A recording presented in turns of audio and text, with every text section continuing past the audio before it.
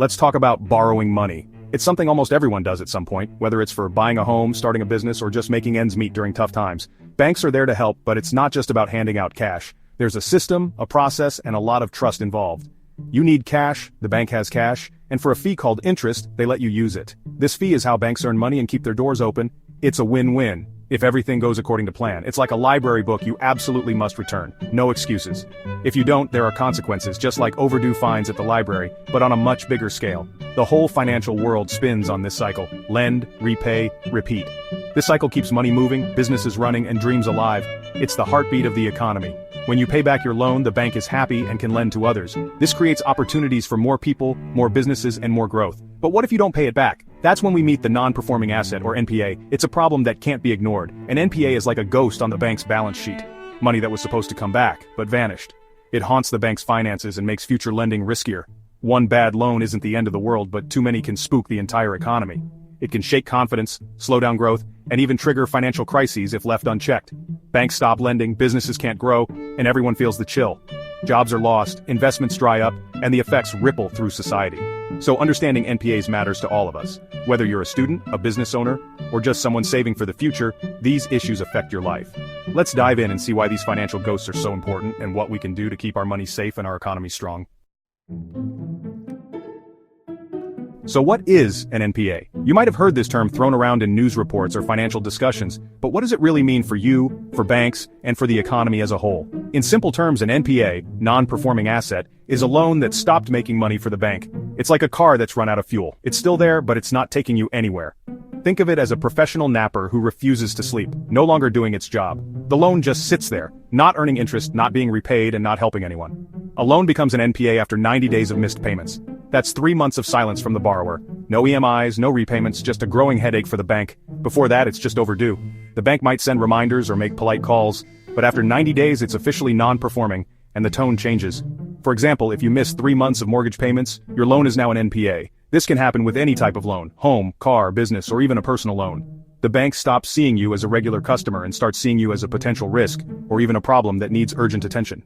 This isn't just about mortgages. It applies to car loans, business loans, education loans, or any other type of borrowing. No loan is immune. The 90-day rule is the industry standard.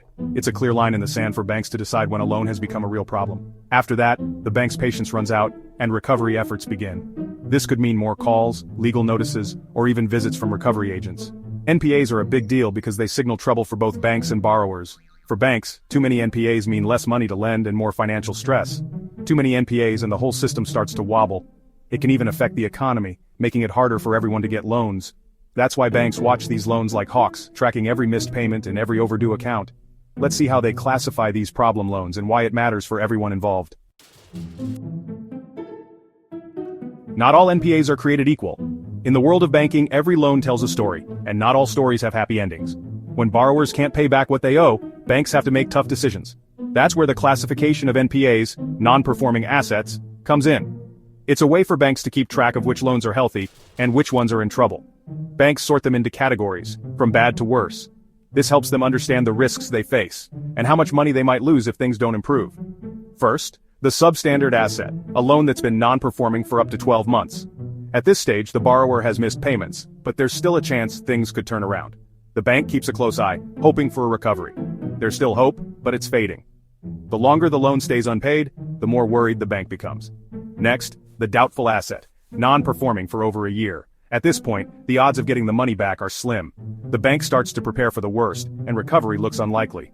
Then the loss asset, when the bank or auditor decides the money is gone for good. There's no realistic hope of recovery, and the loan is considered a total loss. It's written off as a loss, removed from the bank's books, and the chapter is closed. But before a loan goes bad, it's called a standard asset, healthy and paying on time. These are the loans banks love, because they bring in steady income and keep the system running smoothly.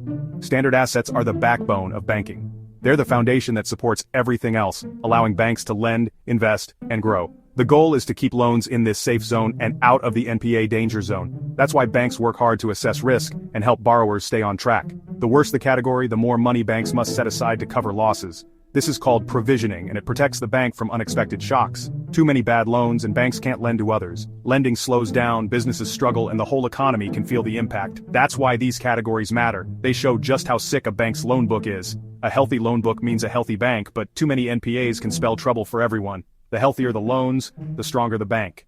When banks thrive, so do their customers and communities. When things go wrong, everyone feels it.